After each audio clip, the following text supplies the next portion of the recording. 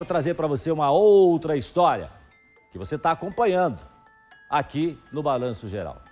Olha só, percebeu que mudou a tela, né? Percebeu que mudou o telão, né? Precisa nem eu falar para você. Você está lendo aí. Vamos falar então do abusador de Mandirituba.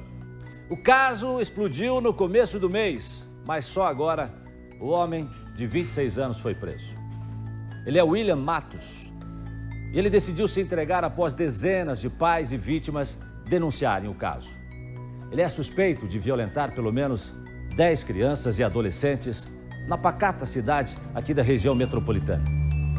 Após a prisão, a nossa equipe ainda teve acesso a materiais exclusivos que podem comprometer ainda mais o William. Será que ele resolveu abrir o jogo? Será que ele falou? A nossa equipe esteve frente a frente com ele. Reportagem no ar. Moradores, vítimas, pais e mães comemoraram a prisão do homem de 26 anos que é acusado de molestar e estuprar pelo menos 10 crianças e adolescentes. A gente ficou aliviado, né? Porque a gente considerava ele uma pessoa da família. Ele era assim, conheço ele desde criança, sabe?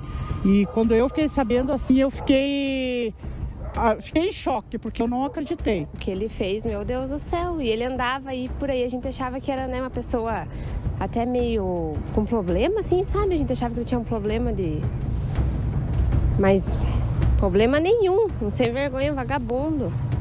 E pra mim, na verdade, é pouco isso daí. É a primeira noite que a gente vai dormir. Tranquilo, porque a gente não dormia mais. Enquanto ele estava aí solto, a gente não dormia mais. William, que estava escondido na casa de parentes, desde que começaram as acusações, resolveu se apresentar e, acompanhado de um advogado, veio até a Delegacia de Fazenda Rio Grande, que investigava os abusos. A nossa equipe teve acesso com exclusividade a um áudio enviado por ele a uma pessoa da família, onde assumiu que no passado teve relações com menores. Naquela época que eu contei as coisas na igreja, que eu mexia com pornografia e outras coisas, eu falei que Deus me perdoou, daquela parte. Eu não se faço de vítima, eu errei naquele passado, entende? Só que sempre querem reacender. Só para falar sobre aquele áudio que você disse que no passado você chegou a cometer alguns atos que você mandou para uma pessoa da igreja. Não quer falar com a gente? Não quer falar nada sobre essas acusações que você teria aliciado? Dá licença, por favor. William Matos, que ainda não havia sido ouvido pelos policiais, teve a chance de se defender, mas preferiu voltar para a cela em silêncio.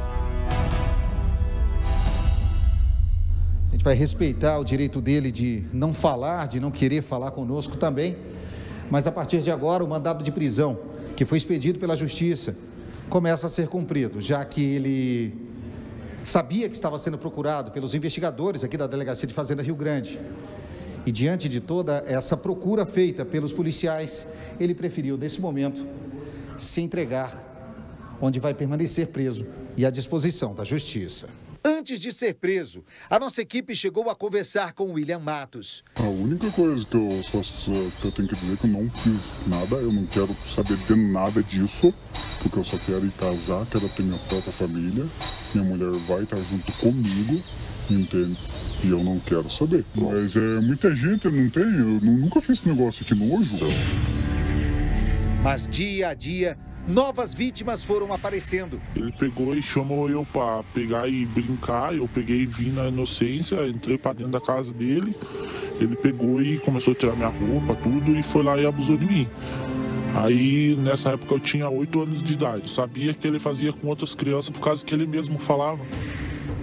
Ele tem a capacidade de pegar e falar que ele fazia com outras crianças. Foram tantas as denúncias que no dia do casamento de William Matos, a noiva dele cancelou a cerimônia. Difícil para mim, para minha família também, que está junto comigo aqui, né? Acompanhou tudo o que aconteceu, né? Eu só espero que apareça a verdade. Só sair para ir cancelar esse casamento para me poder sair. Eu tô até com medo de estar saindo.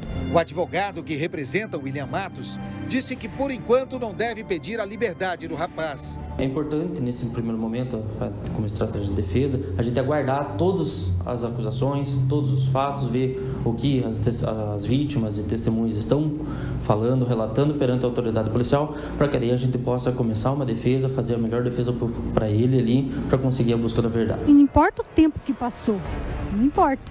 O importante é que ele fez e ele tem que pagar pelo que ele fez. A gente quer ter aquele final resolvido mesmo, dizer assim, não, realmente ele vai ser julgado e vai ficar lá tanto tempo, né?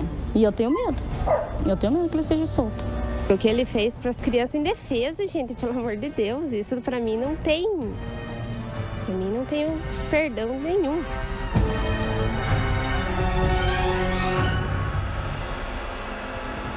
Gente, olha só, há quantos dias nós estamos falando dessa situação? Você faz ideia do que representa essa palavra aqui, ó?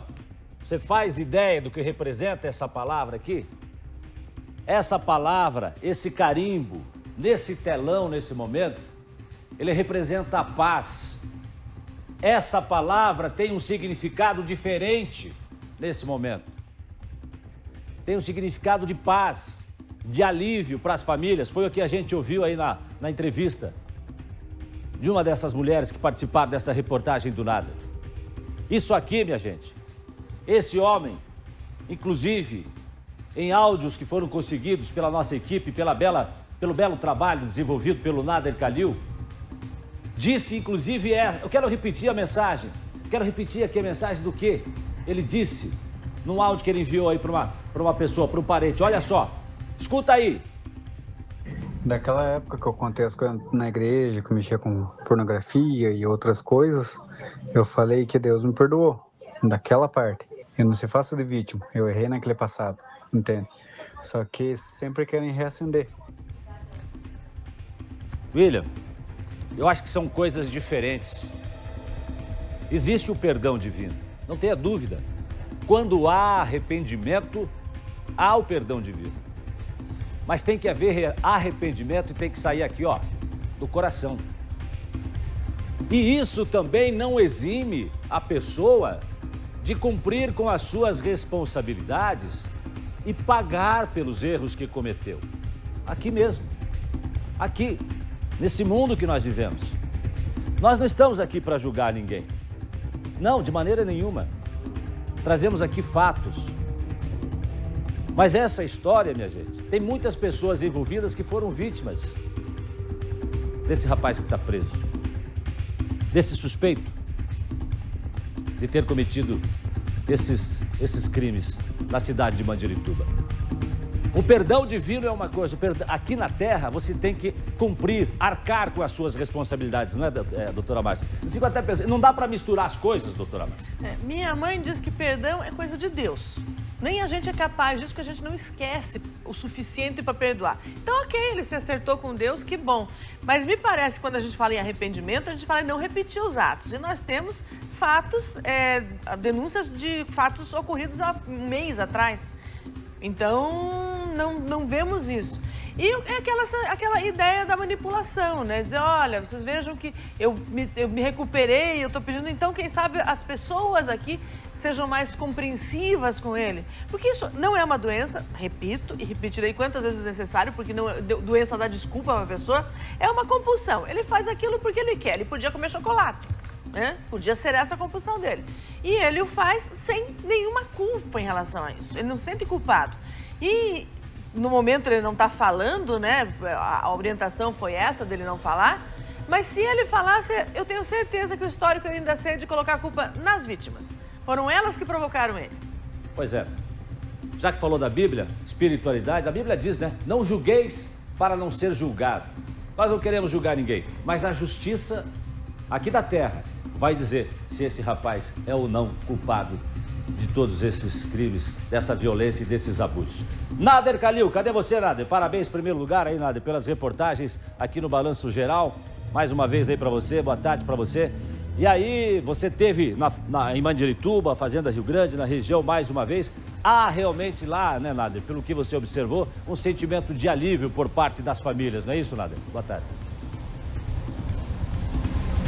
Exatamente, Jason. Antes de mais nada, agradeço aí em nome de toda a equipe, né? Afinal, foram várias equipes que estiveram na região de Mandirituba mostrando essa triste história. Só ressaltando que na manhã de hoje, pelo menos outras 2 famílias procuraram a delegacia, já estavam marcados os depoimentos para as 10 horas da manhã, onde essas famílias registraram o boletim de ocorrência por abuso, por violência contra essas crianças, pela suspeita de também terem sido estupradas. Essas famílias não teriam ido antes à delegacia, porque uma dessas pessoas estaria com a Covid-19 e por isso foi transferido para amanhã de hoje. E essas famílias estiveram lá hoje pela manhã na delegacia de Fazenda Rio Grande, registrando 2 boletins de ocorrência, mais 2 vítimas. E existe a suspeita, Jason, de que haveria a participação de um outro adulto, um homem de cerca de 40 anos. Já há a identificação desse homem, onde ele trabalharia, que teria participado de pelo menos um abuso de uma das crianças na casa desse suspeito de ser um abusador de Mandirituba, participando de atos onde uma criança teria sido também abusada sexualmente. Jason. Quer dizer, então nós temos mais 2 casos, Nader, sendo registrados hoje. Então, se eu não me engano, temos quantos casos? 10, 12 casos? Fechando a conta? 10, 12...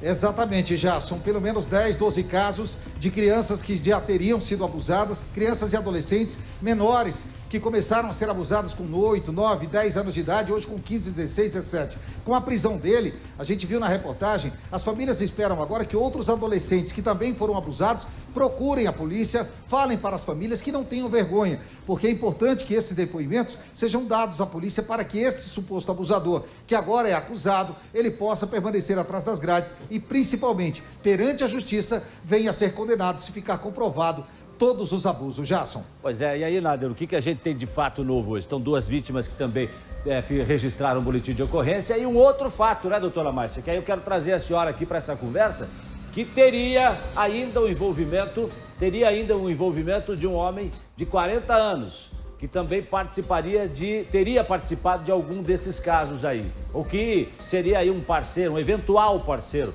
desse rapaz que está preso. Agora o trabalho da polícia é colher todos esses depoimentos, as provas que estiverem ao alcance, outras vítimas que se apresentem, porque o padrão é muito importante, né? E nesse momento também a identificação desse segundo homem que tenha participado de 1, 2 ou quantos atos, mas essa participação, porque na verdade essas pessoas com esse tipo de perfil acabam se unindo e produzindo vítimas um para o outro, né? Então é importante que isso ocorra. Na verdade é assim, né, doutora? Mas se você é uma pessoa do bem, que faz o bem, você vai se reunir com pessoas que te fazem bem, que são do seu círculo, que têm os mesmos interesses, né? Que compartilham com você das coisas que você gosta, que é do bem, né? Quando você gosta de fazer coisa errada, você vai se juntar com quem faz coisa errada. Não é verdade? Diga, Nader. Até é importante ressaltar que essa informação a gente está trazendo em primeira mão aqui no Balanço Geral, porque uma dessas crianças teria contado para o amigo que quando ela foi abusada, ele não estava sozinho. Ele estava com um rapaz que trabalharia com ele, que tem cerca de 40 anos. Ele tinha o primeiro nome desse rapaz. Só que até aquele momento ninguém sabia. Isso foi dito na delegacia, foi dito para o escrivão, foi dito para os policiais. Só que naquele primeiro momento era apenas o nome, a idade e ninguém sabia onde era.